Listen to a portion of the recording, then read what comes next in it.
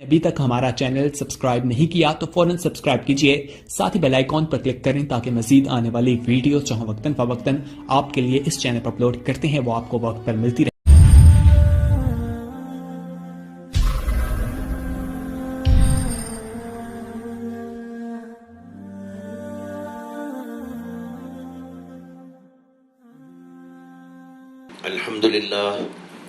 अल्हम्दुलिल्लाह रब्बिल आलमीन वस्सलातु वस्सलामु अला अशरफिल अंबिया'i वल मुरसलीन व अला आलिहि व अस्हाबिहि अजमाइन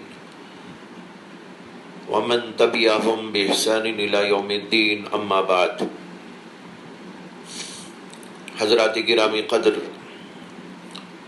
आज हम बात करते हैं ज़कात की, जो इस्लामी तालीमात और अहकामात में से एक अहम तालीम और अहम हुक्म है।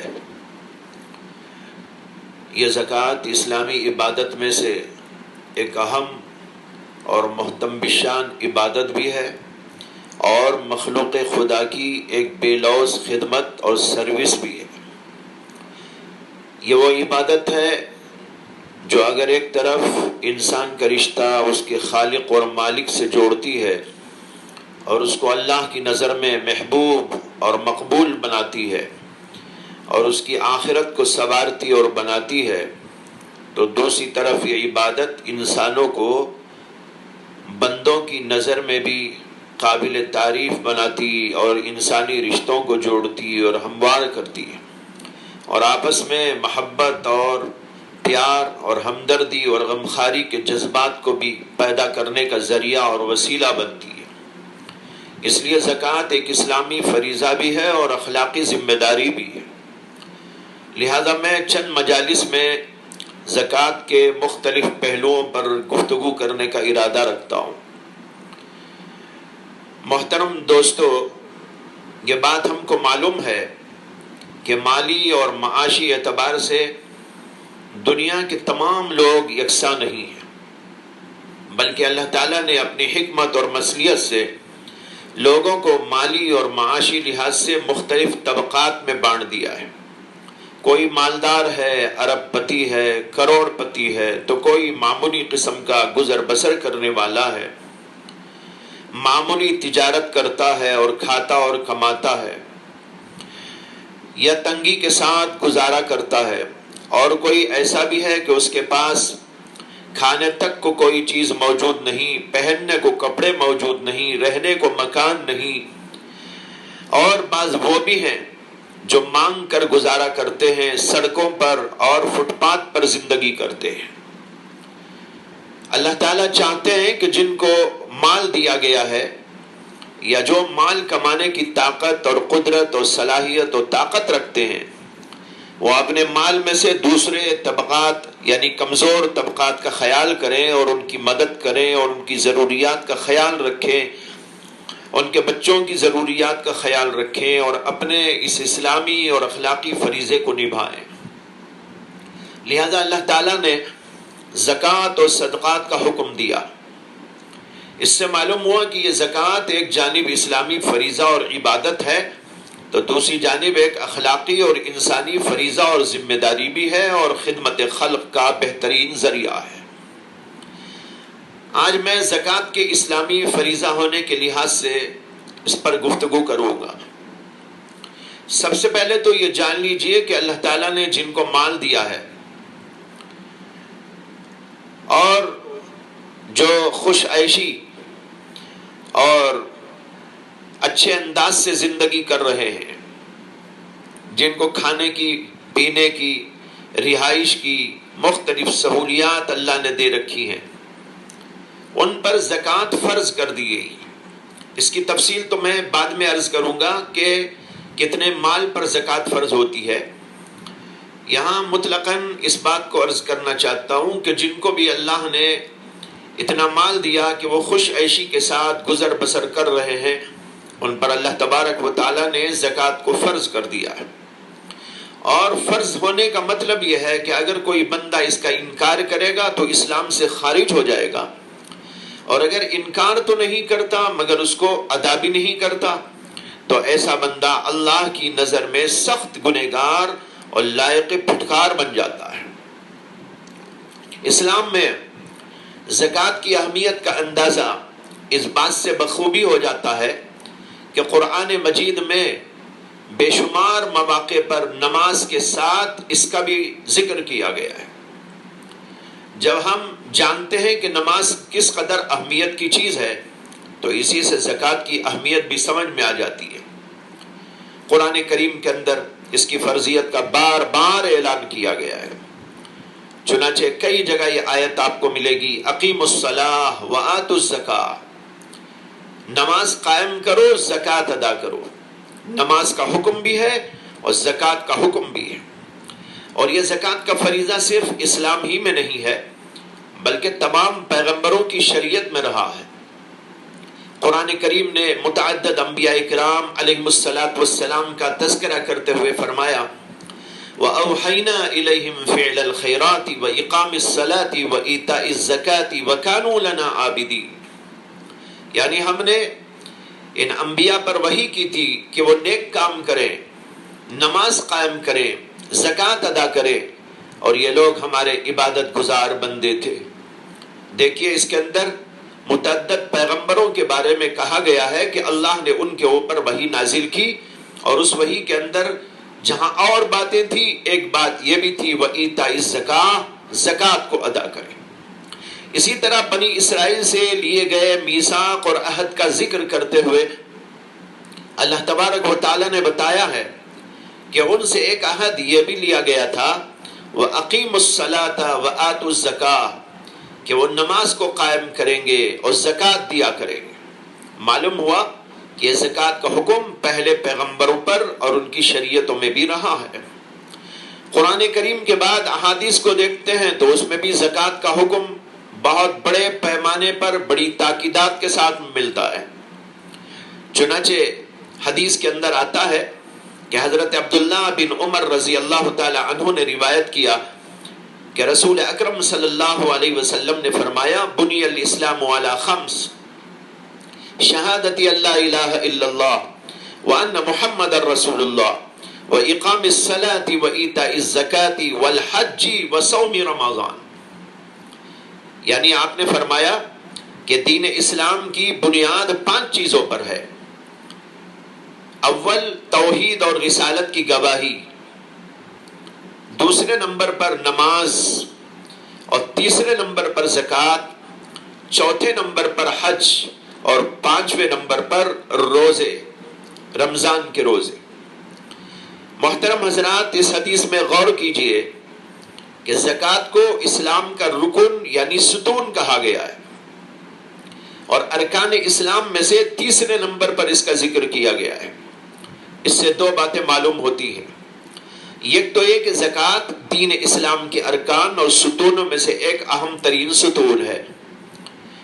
علماء اس کی تشریح میں لکھتے ہیں کہ اس حدیث میں اللہ کے نبی علیہ السلام نے اسلام کو ایک عمارت سے اور گھر سے تشبیہ دی ہے، اور توحید اور رسالت کی گواہی اور نماز اور روزہ اور زکوٰۃ اور حج کو اس کے ستون سے تشبیہ دی ہے، اور یہ بتایا ہے کہ جس طرح عمارت ستونوں پر کھڑی ہوتی ہے اسی طرح اسلام کی عمارت بھی ان 5 ستونوں پر کھڑی ہوئی، اور اگر یہ سارے ستون گر جائیں گے تو عمارت ہی ڈہ جائے گی، اور اگر اس میں سے 1-2 ستون گر جائیں گے تو اس عمارت کے اندر کمزوری آ جاتی ہے اور اس کے گرنے کا ہمیشہ خطرہ لگا رہتا ہے۔ اسی طرح اگر ان 5 ارکان میں سے 1-2 گر جائیں تو آدمی کے اسلام میں کمزوری آ جاتی ہے۔ یہ بتانے کے لیے اللہ کے نبی علیہ السلام نے اس حدیث پاک کے اندر ارکان کا ذکر کیا، ستونوں کا ذکر کیا، اور ان میں سے ایک ستون زکوٰۃ کو بھی بتایا۔ دوسرے یہ کہ زکوٰۃ کو تیسرے نمبر پر نماز کے بعد ذکر کر کے اس کی اہمیت کی طرف اشارہ کیا گیا ہے کہ یہ نماز کے بعد سب سے زیادہ اہم ترین اسلامی فریضہ ہے۔ غرض اس حدیث سے زکوٰۃ کی اہمیت کا اندازہ بخوبی لگایا جا سکتا ہے۔ اس سلسلے میں دوسری حدیث ہے حضرت عبداللہ بن عباس رضی اللہ تعالی عنہ سے، انہوں نے کہا کہ اللہ کے رسول علیہ الصلوۃ والسلام نے حضرت معاذ بن جبل رضی اللہ عنہ کو یمن کا قاضی اور وہاں کا حاکم بنا کر بھیجا اور ان سے فرمایا کہ یمن والوں کو پہلے اس بات کی دعوت دو کہ وہ اللہ کی وحدانیت اور میری رسالت کی گواہی دے. اگر وہ اس بات کو تسلیم کر لیتے ہیں تو ان کو بتانا کہ اللہ تعالیٰ نے ان پر 5 وقت نمازیں فرض کی ہے دن اور رات میں. اور اگر وہ اس کو مان لے تو پھر ان کو یہ بتاؤ کہ اللہ تبارک و تعالیٰ نے ان پر ان کے مالوں میں زکوٰۃ فرض کی ہے جو ان کے مالداروں سے وصول کر کے ان کے غریبوں میں تقسیم کی جائے گی. اس حدیث سے معلوم ہوا کہ زکوٰۃ بڑا اہم ترین فریضہ ہے اور مسلمان جہاں نماز اور دیگر اہم ترین عبادات کی طرف توجہ دیتا ہے اور اس کو دینا ہے، وہیں پر زکوٰۃ کی طرف بھی بہت خاص توجہ دینے کی ضرورت ہے. جب زکوٰۃ کا حکم اس قدر تاکیدی ہے تو زکوٰۃ کی ادائیگی میں کوتاہی کرنا ایک بڑا گناہ قرار دیا گیا اور زکوٰۃ میں کوتاہی کرنے والوں کے خلاف سخت وعیدیں نازل فرمائی گئی. قرآن کریم کے اندر سورہ توبہ میں فرمایا گیا ہے وَالَّذِينَ يَكْنِزُونَ الذَّهَبَ وَالْفِضَّةَ وَلَا يُنْفِقُونَهَا فِي سَبِيلِ اللَّهِ فَبَشِّرْهُمْ بِعَذَابٍ أَلِيمٍ يَوْمَ يُحْمَى عَلَيْهَا فِي نَارِ جَهَنَّمَ فَتُكْوَى بِهَا جِبَاهُهُمْ وَجُنُوبُهُمْ وَظُهُورُهُمْ هَذَا مَا كَنَزْتُمْ لِأَنفُسِكُمْ فَذُوقُوا مَا كُنْتُمْ تَكْنِزُونَ. اللہ اکبر. فرماتے ہیں کہ جو لوگ سونا اور چاندی جمع کر کے رکھتے ہیں اور اس میں سے اللہ کے راستے میں خرچ نہیں کرتے، انہیں دردناک عذاب کی خبر سنا دیجئے جو اس دن ہوگا جب ان کے مالوں کو دوزخ کی آگ میں تپایا جائے گا، گرم کیا جائے گا اور پھر ان کی پیشانیوں کو اور ان کے پہلوؤں کو اور ان کی پشتوں کو داغا جائے گا اور ان سے کہا جائے گا کہ یہ ہے وہ مال جس کو تم جمع کر کے رکھتے تھے، اب اس کا مزہ چکھو. فَذُوقُوا مَا كُنْتُمْ تَكْنِزُونَ. جو تم جمع کرتے تھے، مال کا خزانہ بناتے تھے، آج اس کا مزہ چکھ کر دیکھو.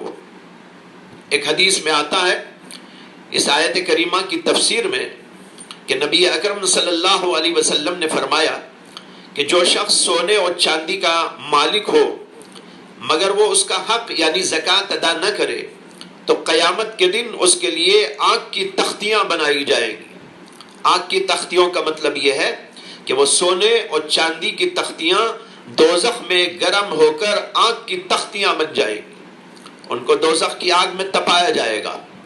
پھر ان تختیوں سے اس کے پہلو کو، پیشانی کو اور پیٹھ کو داغ دیا جائے گا. پھر جب یہ تختیاں ٹھنڈی ہو جائیں گی تو پھر ان کو گرم کیا جائے گا اور پھر اس کو داغ دیا جائے گا. اور یہ سب کچھ اس دن ہوگا جس کی مقدار 50,000 سال کے برابر ہے، یعنی قیامت کا دن.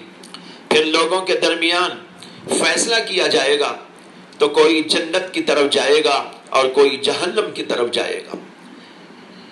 اس حدیث کی تشریح کے اندر مشہور شارح حدیث علامہ قطب الدین دہلوی لکھتے ہیں کہ اس حدیث میں اشارہ ہے کہ قیامت کے دن میدان حشر میں دوسری مخلوق خدا تو حساب اور کتاب میں مشغول ہوگی اور وہ لوگ جنہوں نے زکوٰۃ ادا نہیں کی تھی وہ عذاب میں مبتلا ہوں گے.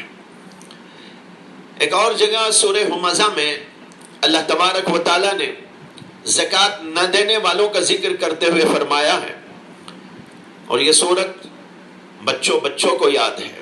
اللہ تعالیٰ کہتے ہیں وَيْلٌ لِكُلِّ هُمَزَةٍ لُمَزَةٍ الَّذِي جَمَعَ مَالًا وَعَدَّدَهُ يَحْسَبُ أَنَّ مَالَهُ أَخْلَدَهُ كَلَّا لَيُنبَذَنَّ فِي الْحُطَمَةِ وَمَا أَدْرَاكَ مَا الْحُطَمَةُ نَارُ اللَّهِ الْمُوقَدَةُ الَّتِي تَطَّلِعُ عَلَى الْأَفْئِدَةِ.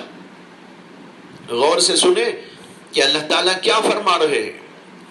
اللہ تعالیٰ فرماتے ہیں کہ اس شخص کے لیے خرابی ہے، اس شخص کے لیے عذاب ہے جو لوگوں کا عیب ڈھونڈتا رہتا ہے، لوگوں پر تانا زنی کرتا رہتا ہے، جو مال کو جمع کرتا ہے اور گن کر رکھتا ہے اور یہ سمجھتا ہے کہ یہ مال اس کو ہمیشہ کی زندگی دے دے گا. اللہ کہتے ہیں ہرگز نہیں، کلا، ہرگز نہیں، بلکہ اس کو حطمہ میں پھینک دیا جائے گا۔ جانتے ہو کہ حطمہ کیا ہے؟ یہ وہ آگ ہے اللہ کی جو سلگائی گئی ہے، دہکائی گئی ہے، جو انسان کے دل تک پہنچ جائے گی۔ یہ ہے ترجمہ ان آیات کا جو ابھی آپ کے سامنے میں نے پڑھی ہے۔ حضرات، اس میں ان لوگوں کا عذاب خوفناک عذاب بیان کیا گیا ہے جو زکوٰۃ ادا نہیں کرتے، مال کو گن گن کر رکھتے ہیں۔ گن گن کر رکھنے کا مطلب یہ ہے کہ ان کے دلوں کے اندر مال کی محبت سما گئی ہے، اسے صبح اٹھا کر گنتا ہے، شام میں گنتا ہے، اور وقت میں گن گن کر رکھتا ہے کہ میرا مال کتنا بڑھ گیا، میرا مال کتنا بڑھ گیا۔ مال کی محبت کی وجہ سے مال کو گن گن کر رکھتا ہے، اور یہ فرمایا کہ یہ سمجھتا ہے کہ اس کا یہ مال اس کو ہمیشہ کام آئے گا، میں اس سے بلڈنگ بنا لوں گا، میں اس سے جائیداد خرید لوں گا، میں اس سے سونا اور چاندی خرید لوں گا، میرے عیش و عشرت کا سامان بنا لوں گا، میں یہاں پر بہت اچھی زندگی کروں گا، میں ایسا اور ویسا رہوں گا، میرے بچوں کے لیے میں ایسا کروں گا۔ یہ آدمی یہ سمجھتا ہے کہ یہ مال اس کو ہمیشہ کام آئے گا۔ اللہ تعالیٰ اس کے جواب میں کہتے ہیں ہرگز نہیں، بلکہ ان لوگوں کو حطمہ میں ڈال دیا جائے گا، پھینک دیا جائے گا۔ لیکن حطمہ کیا ہے؟ اللہ تعالیٰ خود پوچھتے ہیں کہ جانتے ہو کہ حطمہ کیا ہے؟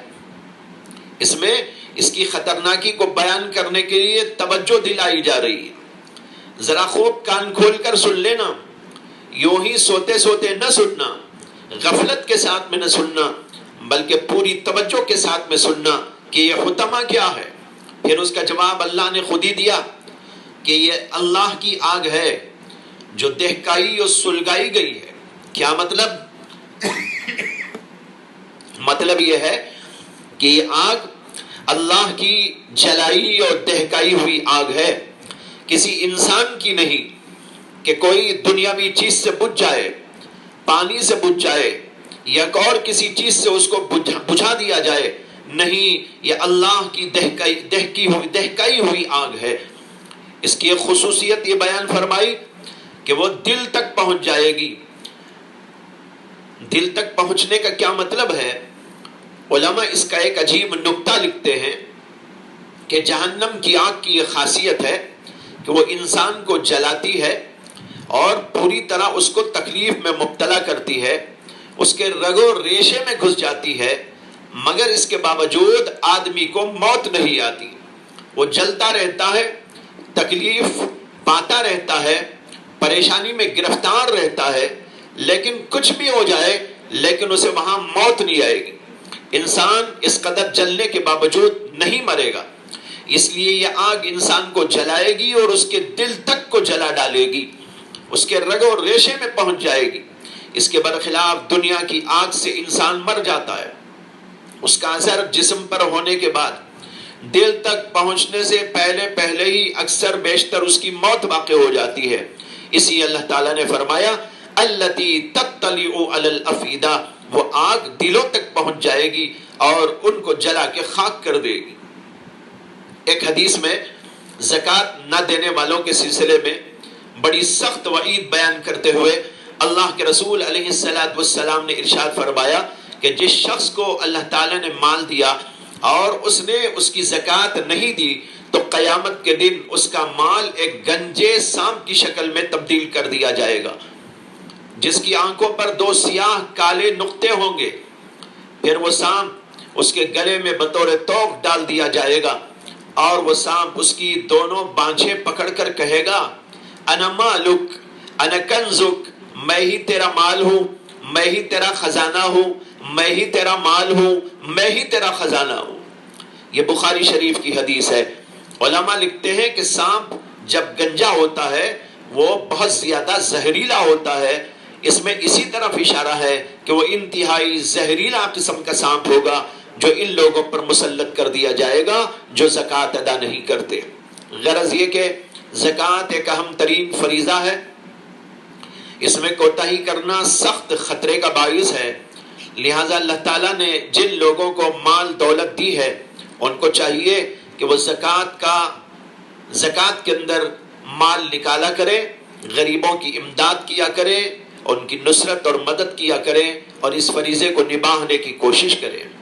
میں یہ تفصیل تو پھر عرض کروں گا کہ کتنے مال پر، کون سے مال پر زکوٰۃ دینا فرض ہوتا ہے اور زکوٰۃ میں کتنا مال نکالنا ہوتا ہے اور کن لوگوں کو زکوٰۃ دینا چاہیے وغیرہ۔ اس سلسلے میں بہت سے لوگ غلطیاں کرتے ہیں، میں بعد میں اس پر روشنی ڈالوں گا انشاءاللہ۔ آج کی مجلس میں دو باتیں واضح کی گئی، ایک تو اسلامی نقطہ نظر سے زکوٰۃ کی فرضیت اور اہمیت، اور دوسرے زکوٰۃ نہ دینے پر وعید اور دھمکی۔ اور کل میں یہ بتاؤں گا کہ زکوٰۃ ایک اخلاقی فریضہ بھی ہے، انسانی فریضہ بھی ہے۔ اللہ تبارک و تعالی ہم سب کو زکوٰۃ دینے اور صحیح طریقے پر زکوٰۃ دینے کی توفیق عطا فرمائے۔ وآخر دعوانا ان الحمد للہ رب العالمین۔